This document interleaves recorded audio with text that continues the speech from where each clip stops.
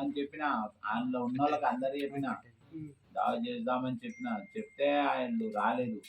వాళ్ళ కొరకు ఏదో స్పెషల్ గా చేసిన ఖరాబ్ అయిపోయింది. సరే చివరిగా యూట్యూబ్ ఛానల్ ఇంతగానో సపోర్ట్ చేసినాయి కదా, మరి కారచ్చి దావత్ ఇస్తున్నావు అందరికి. దావత్ అంటే నాకు మీకు దావత్ అంటే తట్టుకోను, మీరే మాకు ఇవ్వాలని మనస్ఫూర్తిగా.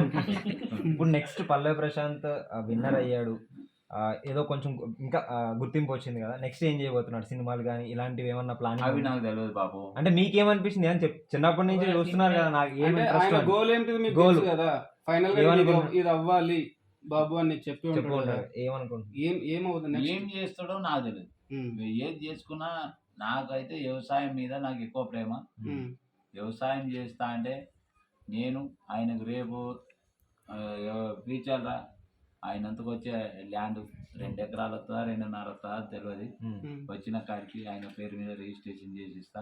ఆయన కష్టపడని, లేకపోతే సినిమా యాక్టర్ కానీ సినిమా యాక్టర్ చేతి కింద పని చేయని నాకు సంబంధం. అంటే వ్యవసాయం చేస్తా అంటే వ్యవసాయం చేసుకోమంటే చేస్తా అంటే ఇచ్చుడే లేదు. అందరి చేస్తా, అన్నదమ్ములు అందరి పెళ్లి అయ్యాక ల్యాండ్ వాళ్ళకి బాగుపడి సపరేట్. ఇంకొకటి, పాత వీడియోలో చూసాం మేము, యాక్టింగ్ అంటే పిచ్చి, అంటే యాక్టింగ్ తెలుస్తుంది, యాక్టింగ్ అంత బాగా చేస్తానని. మీకేం చెప్పలేదా నాకు యాక్టింగ్ అంటే ఇలా ఉంది అలా ఉంది ఏం చెప్పలేదు ప్రశాంత్? యాక్టింగ్ అని ఏం చెప్పలేదు. ఆయన చేస్తుంటేనే నాకే మంచిగా అనిపించేదా? నేను భాగవతం ఆడిన, బ్రహ్మంగారి ఆట ఆడిన.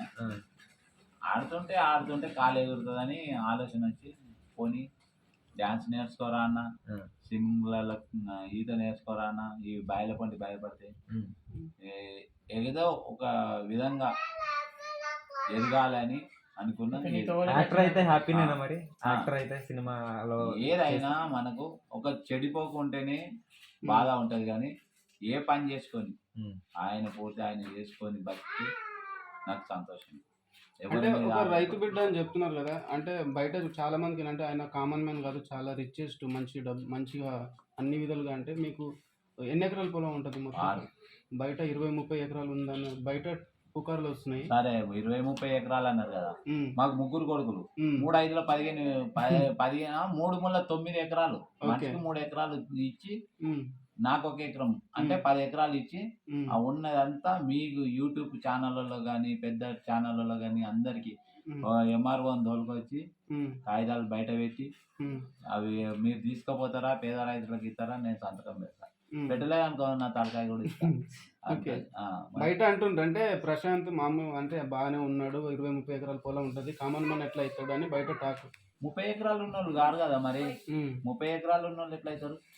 కాదు, 10-20 ఎకరాలు అంటే కావచ్చు, కానీ ఇప్పుడు 10 ఎకరాలు మాకు 10 ఎకరాలు ఇస్తే కడమేదంతా మీ పేరు మీద చేస్తా అంటున్నా కదా.